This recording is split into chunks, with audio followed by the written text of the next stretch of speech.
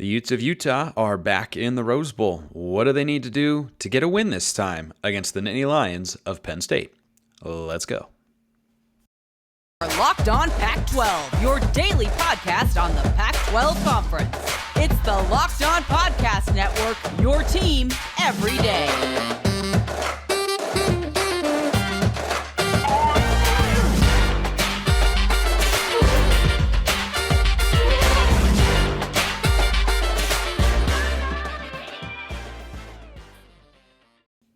Welcome, everybody, to another episode of Locked On Pac-12. I'm your host, Spencer McLaughlin. Thank you so much for making this your first listen or your first view of the day, part of the Locked On Podcast Network, your number one source to stay up to date with our beloved Conference of Champions. Like, comment, subscribe, please, and thank you wherever you listen to or watch this show, which today is brought to you by BetOnline.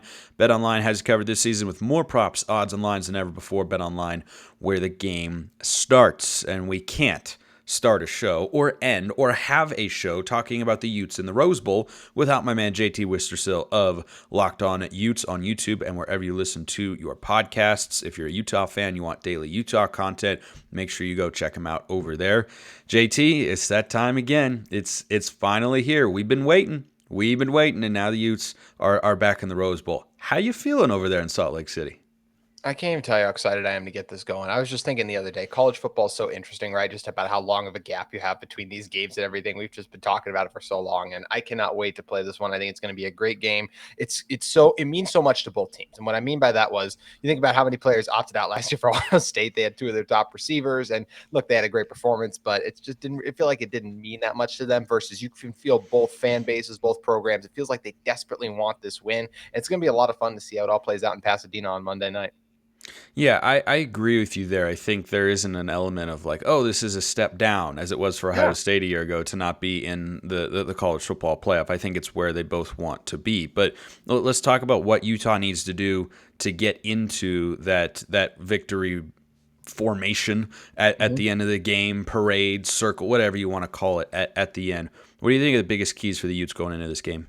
Yeah, it is so much fun when you look at this game because if you think about it, for Utah last year, it just felt like it was great for them just to be there. It's the first ever Rose Bowl. And this year, it's like, no, the expectation is you go in there and you get a win. And I think the best way they go about doing that is honestly as simple as Cam Rising being the best quarterback on the field. I really think it's going to come down to him versus Sean Clifford. These are two really good teams overall. I think defensively, they're both playing really good football. Obviously, the absence of Clark Phillips III for Utah and the absence of Joey Porter for Penn State are huge, but these are both defensive backfields that I still think are really strong without those guys and are going to hold up both these teams down their top pass catcher. And it's going to be interesting to see how it shakes out. So I really feel like it's going to come down to that quarterback matchup. I think whoever turns the ball over more is one of those games too, where some offenses look, they can turn the ball over and overcome it. That doesn't feel like the case with these two offenses. If Cam Rising maybe has a similar performance like he had against Oregon, where he tosses 3 interceptions, that's not going to be good for Utah. Or if Sean Clifford has a similar performance he had against Ohio State, where he tossed 3 interceptions, that's not going to be good. It's going to be really interesting to see. We know both these teams want to establish the run with the way Jaquindon Jackson has come on for Utah, and Penn State has a pair of freshman running backs that have been absolutely sensational this season. I think both teams will want to establish the run, but I'm really curious to see in those third and long situations, those gotta have it moments, who's going to make the play to get their team the victory. And I do think it's going to be Cam Rising, but Sean Clifford is capable of making those kind of throws too.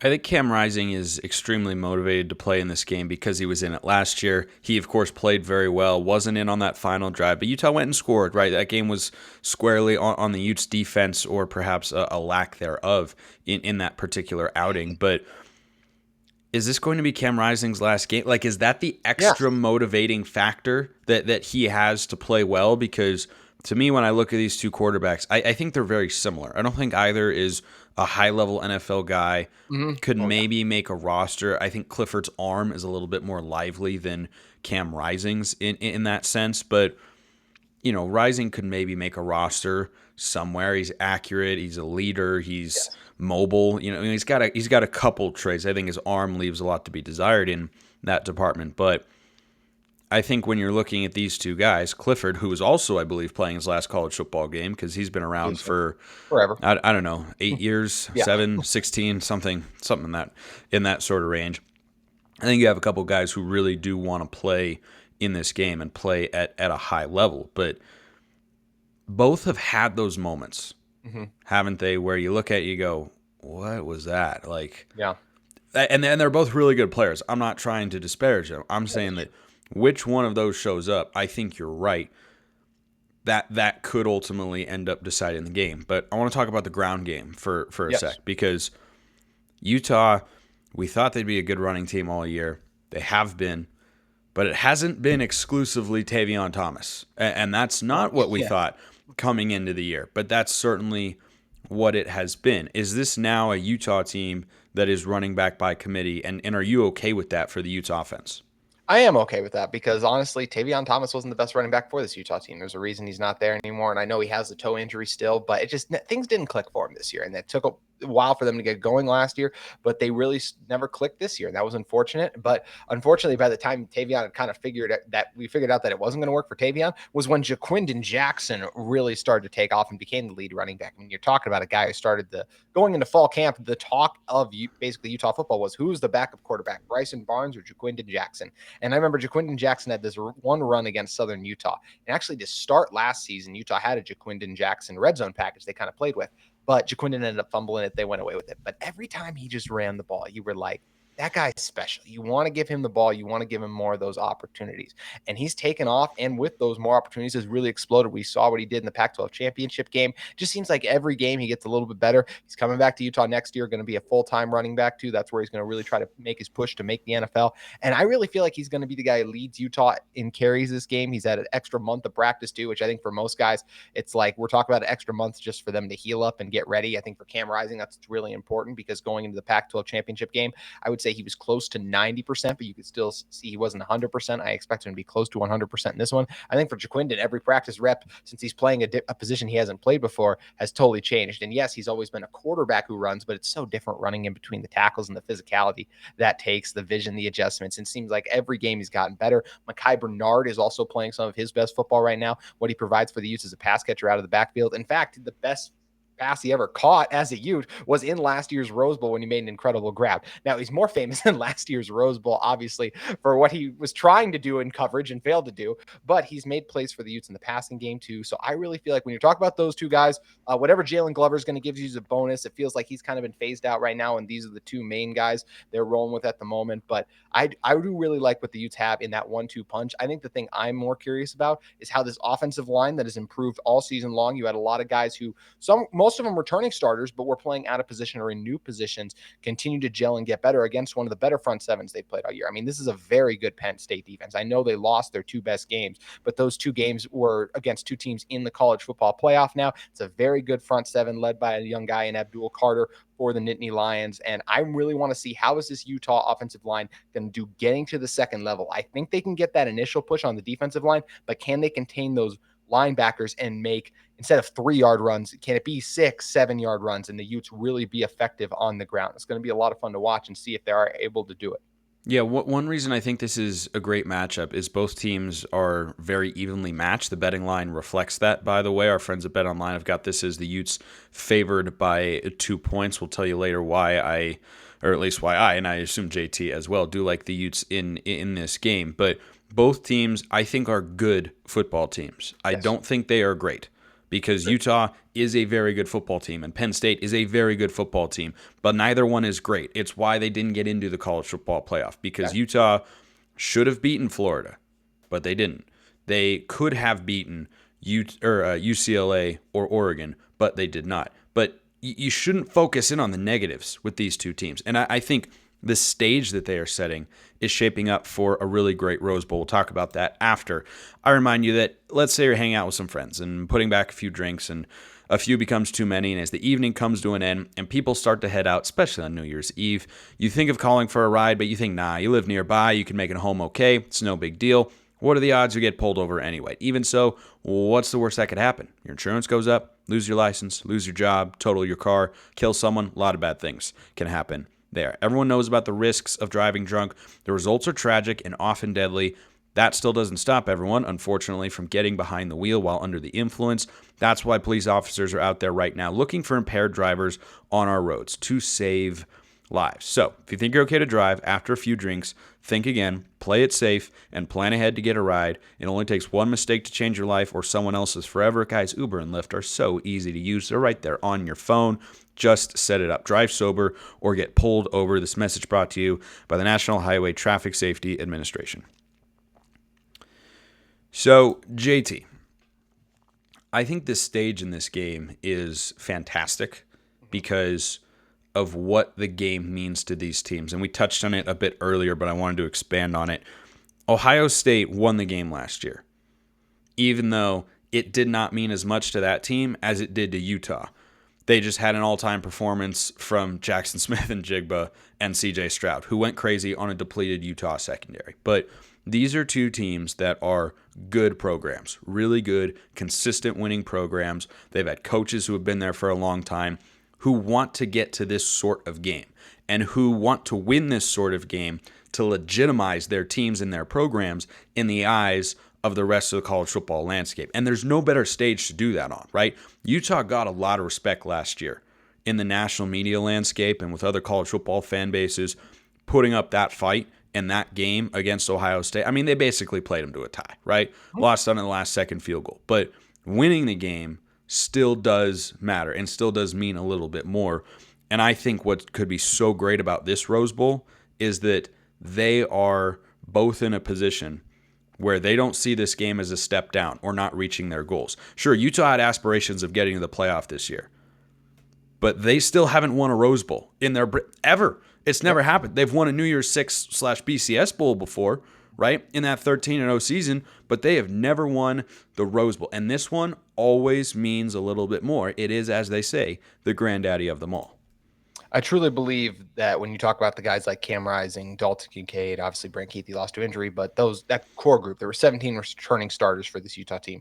So many of those guys came back to do something that this Utah football program has never done before. Now, I think the goal of that was a college football playoff at one time, but obviously that didn't end up working out for them. But now, I think another thing they were ecstatic to do, and they talked about too, was to get back to the Rose Bowl and have an opportunity to get so close to college football immortality with the Rose Bowl championship, and to come up just short. I think it really left a bad taste in their mouth, and it bothered them. I mean, so many Utah fans saw that as a win, I think, right? Just being there. It was the best loss that Utah could suffer, basically, because when you talk about a loss is never good, but like what it did for Utah's brand, it really felt like it was outstanding. Because it was such a great game. It was such a great game, and so many people watched. Like they belonged. Exactly. So many people didn't feel like Utah did belong amongst those kind of teams. So that's what's led to things like a national televised game first week against Florida, which, as you mentioned, they did drop. And now going into this one, this is what it was all for. Cam Rising coming back, all these guys. It's such a great opportunity for Utah. And I know these players are excited up. They're ready. They're motivated. I think they're still enjoying all the things you get with a bowl game. But I think even last year it was like, man, how cool it is to be here. And now it's like we expected to be here. And now we expect to go in there and get a win. And it's going to be really exciting to see if they're able to do that, because I know both teams are so fired up. They're so motivated. They want this so bad. They've been just sitting, waiting, preparing for each other for so long too. It's going to be a lot of fun to see how it all shakes out, Spencer. And I have no doubt that Cam Rising and the rest of these guys are really fired up for this game. Yeah, bowl games can often come down to which team is more motivated. As I said earlier, I don't think either side is going to struggle with motivation in this game, because yes, Utah and Penn State both, as programs, are capable of and would like to one day get to the college football playoff. That is a reasonable goal for both teams to have with their head coaches and their programs and the pedigree that their schools have, completely attainable. But you don't do that overnight. Rome was not built in a day, as they say. I mean, I remember when, Oregon kind of came on to the national scene, even more so with Chip Kelly. That had been preceded by a lot of really high-quality winning seasons, and punctuating it with a Rose Bowl victory is very noteworthy, more so than any other New Year's Six. Not that winning, a 12th game for USC and getting a victory in the Cotton Bowl wouldn't be good for Lincoln Riley and the Trojans and kind of punctuate what an impressive season they've had. It would, but in the Rose Bowl, it always means more, because it's the greatest scene, it's the greatest spectacle in college football. There have been so many great games there that, I'm glad don't get too caught up in all the playoff talk. I'm, a fan of the playoff, not expansion, but I'm a fan of the playoff overall. But the Rose Bowl seems to be the one game that we as college football fans are always able to look at and say, let's just appreciate it for what it is. And the last time Penn State was in this game, They played a thriller with USC Mm-hmm. and lost on a last-second field goal. And guess what? That was a big-time college football game. And it gave, although an illusion with Clay Helton there because he had Sam Darnold and things went downhill once he left, it gave that feel of, oh, okay, USC is here again, and they are really good again. And it's a major step in the building block to building your reputation. I think it helps with recruiting, perception, all that stuff does matter in college sports, at least in my view. No, it absolutely does. And this really is, you hit it right on the head, right? The one bowl game that it feels like it still has that value. Now, granted, a couple of guys still opt out, right? Like where I said, Clark Phillips talked about those Ohio State receivers last year, but this is not anyone like if you're not a top first round pick, we don't know exactly where Clark's going to land, but if you're not one of those guys, you play in this game versus a lot of other guys, they opt out of those other bowl games. To your point, this one is special. I was lucky enough to go last year to that one versus Ohio State, and just as soon as you step in, it just feels special. It's the field, the atmosphere, the scenery, everything about it. As soon as you step on the stadium, it just feels like a special place. It really does. When you're talking about just what makes college football so great, so awesome, just everything about it is really outstanding. It's why I think they call it the granddaddy of them all. It's why it's such a hot commodity still. You still see Kirk Herbstreit and Chris Fowler get put on this bowl game. It's one of the few ones they call that's not a national championship or college football playoff bowl game in general, because it just means that much to everyone involved. It is special, and it's huge for your brand. You mentioned that one for Penn State. They've continued to recruit at a high level because, hey, they've been able to show people, hey, you come to Penn State, you can play in Rose Bowls and obviously get developed, because guys like Saquon Barkley back then were pretty good as well. But I think, too, for Utah, just this could mean so much for the future of their program and recruiting. It's already great that they're back-to-back Pac-12 champs. We saw the boost that could give them there. But then if you win a Rose Bowl, then it really feels like the next logical step is like, oh, there's going to be a 12-team playoff, which if there was 12 teams, they would have made it each of the last 2 seasons. But more than that, they could put themselves in an even better position to maybe even get a chance to win the conference again, host one of those games, and really feel like you can make some noise in a college football playoff, which I think this team has a chance to do in a couple of years based on the recruiting talent they've gotten. I think some people would be like, that's a little bit rich, but they've been getting to reaching this point without even, they had a top 25 recruiting class. It's like the first time they've ever done that, and they've been able to win conference championships. When they get those kind of players who have those higher ceilings, who's to say they couldn't? Like Clark Phillips, by the way. Clark Phillips, high 4-star recruit. Yeah, I believe it's still one of the best recruits to ever commit to Utah. And now this is the best ever class like that. It's absolutely realistic that the Utes can continue to add that talent and put themselves in that position. And I think just a Rose Bowl is the next step in that. And it would be huge for this Utah team, especially setting themselves up for whatever the future of college football looks like. Because I just think if we do head to 2 super conferences, you're not going to want to leave out a team that's won back-to-back Pac-12 championships and the last true Rose Bowl with all the changes that are coming to the game. Yeah, Clark Phillips is, by the way, the highest rated recruit in Utah football history, and I'd say that guy has lived up to the billing, but Utah is going to be without him in this game, JT. They will be without Dalton Kincaid, who's unquestionably their top receiving target. Those are not small names to have opt out, or guys who are good but not great. Those were arguably the best players consistently all season long on each side of the ball for the Utes. So Let's start defensively. How does that void get filled for Utah, and what's your confidence level in who's stepping in? Okay, so the nice thing I think for the defensive side is that you're also Penn State being down Parker Washington, I think is big. Their receiving yardage leader on the season. Now, I think they have other guys, talking with some people within the Nittany Lions, they have other guys that they feel confident in stepping up. But hey, guess what? I feel the same way about this Utah defense, because I still think that's one of the best safety duos in the conference when you talk about what Cole Bishop can do inside the box and in coverage, and RJ Hubert especially in coverage. I mean, we saw the interception he had against Caleb Williams, and yes, Caleb Williams hampered, stared the receiver down, not a normal play he makes, but RJ made plays like that all season long. Also, when you're talking about just the corners in general, JT Broughton has done a lot of good things on the outside. Zamiah Vaughn also has a ton of experience on the outside, and he seems like the guy destined to be Utah's top corner this next season with the length and the things he is able to do. And then you get Sione Vaki in the slot, kind of that nickel corner. He's done a lot of really good things, especially late in the season. I think about some of the plays he made in the Pac-12 championship game. He's the one who made the tackle where I can't remember if it was the running back or who it was. They originally didn't rule his knee down, but it actually was down. And in one of the big changing plays of that game was when USC, when they were up 17-3, went forward on 4th down. There was a holding, so it would have negated it anyways. But Vaki's the one who breaks up the pass there, where Utah was just able to decline the penalty anyways and be like, we got the stop regardless, so we're good. So I do feel like for this Utah defense. I feel like that defensive backfield is still really good and still in a good position to get stops because there isn't one of those receivers that I'm like, man, there's not a Jordan Addison out there. And we saw Jordan Addison even crossed up Clark Phillips pretty good in the Pac-12 championship game. There's not a guy out there like that. So I do feel like this Utah defense can still hold this offense. This is not going to be like last year's Rose Bowl. This is not going to be record set, teams flying up and down the field. I think it's going to be a much more even game. I think we're going to see overall a better played game, I'll say, because last year everyone was like, man, look at those defenses. They were terrible. I don't think that's what we're going to say out of this game. I think both these defenses are playing really good football right now. Utah has really figured out how to get after the quarterback. We saw what they did against USC with the different blitzes and pressures that Morgan Scalley was drawing up. Mahmoud Diabate has really come on late as they have finally started using him as a pass rusher, and Samote Pepa's emergence has been absolutely critical. So I do really feel like defensively for the Utes, look, it obviously hurts anytime you're down who I'll say I think he's the best corner in the nation in Clark Phillips. But I think this is a team that's not going to take advantage of it as much because you have other guys who've been starting along Clark Phillips all year long. And the guy who's going to be getting those extra reps, and Sione Vaki, has been doing a ton of great things lately. On the other side of the ball, JT, no Dalton Kincaid. Almost feels like Utah still has their identity, but they lose a core piece of what they have done this year. It's power running game and it's play action. And Dalton Kincaid in the RPO game, in the play action game, he's been essential to what they've done. What does the offense do without the best tight end in the Pac-12 on the field? Well, I think the one thing that helps Utah and gives me encouragement about losing Dalton, because it does feel like Dalton is such a massive loss in this one. I mean, everything you said is true.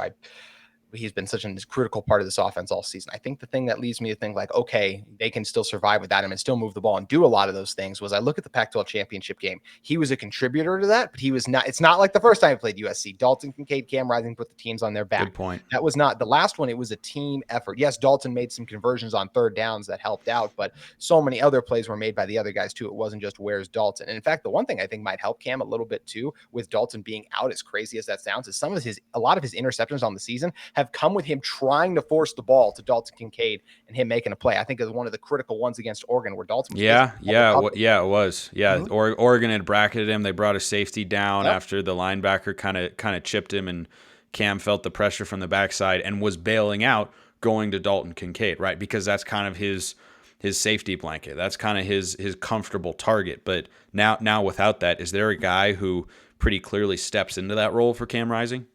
I'd say Devon Vele, if he's good to go. I mean, this Utah team is always so tight-lipped when it comes to injuries. Devon was only healthy enough to return punts in the Pac-12 championship game. Devon has been the guy that Cam has looked to outside of Dalton all season long. But I really do think it's going to be a by-committee approach, kind of like we talked about with the backfield. I feel like so many guys are going to catch passes and make plays in this game, whether it is Money Parks, who had the huge 3rd and 19 touchdown. Jalen Dixon had a big touchdown in the USC game. Thomas Yasmin, how sensational has he been? The 3rd tight end on Utah's depth chart coming into the season and going out there and making plays like that. We've already mentioned Devon too. I think Mekhi Cope is kind of an underrated guy. I really feel like we're going to have lots of different guys stepping up and making plays. And there's not going to be one receiver that goes for, I'd honestly be surprised if any receiver for Utah goes over 100 yards. I'll say that. I feel like this is one where we'll have 3 or 4 guys, though, go over 50 yards because I think Cam is going to do a good job spreading the wealth. And we're going to see a lot of these guys eat against the Nittany Lions. Let's get to our predictions now, JT. I feel good about the Utes in this spot because I think the teams are pretty evenly matched, but there are just so many guys in that Utah team that were that close last year. And I'm not saying Penn State is not going to be motivated to get a victory here, but I still think Utah has that extra level, that extra burst, that extra effort of motivation because of how the game played out last year. I mean, they didn't lose the game. They were on the cusp of doing it again. And I just can't see Kyle Whittingham losing in that stadium 2 years in a row. I think both defenses will play solidly. I don't think it'd be super high scoring. 31-27. I think Utah knocks off Penn State and just barely covers the 2 points. Yeah, it's a great spread because this feels like we're shaping up to have a great game, right? And I do think Penn State does a lot of things. I've had Penn State fans in my mentions all week talk about how cocky I'm being just because I'm basically saying that Utah's going to win the game because, I don't know if you saw the title of the podcast. It is Locked On Utes, but anyways, before I get going on that. And I got all the Utah crap in my background. So yes, it's not surprising who I'm going to end up going with, right? I mean, I got the hat on here, but I do just want to take it off just to make it official. Everyone can see how bald I am, basically. Put on put on this one now, the Utah hat, making it official. That yes, I think Utah is going to win this game. I think you are committing to play your football at the University of Utah. The hat change.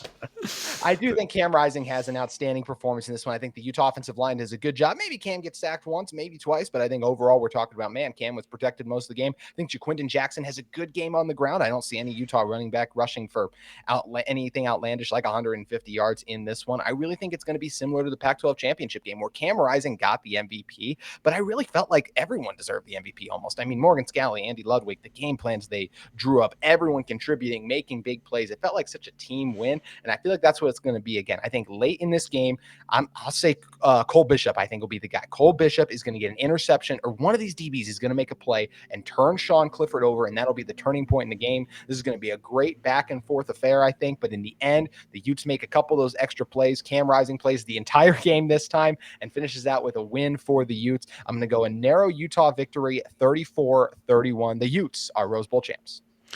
Well, that's certainly what we're rooting for here on the show, because the conference would love to have the Pac-12, win the Rose Bowl again. That's always something that you would like to have, especially for one of the current remainders in the conference going forward. So I think it's going to be a great game no matter what. I think the point spread reflects that. The stage, the game reflects that. You're going to have a great crowd. You're going to have all the pomp and circumstance of the Rose Bowl, the parade and everything. But when was the last time the Rose Bowl was a blowout?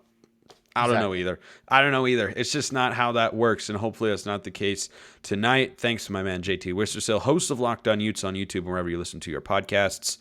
JT, good luck tonight, man. I appreciate it, Spencer, and as always, go Utes. Yes, indeed. Appreciate everybody listening. I will see you next time, and have a wonderful rest of your day.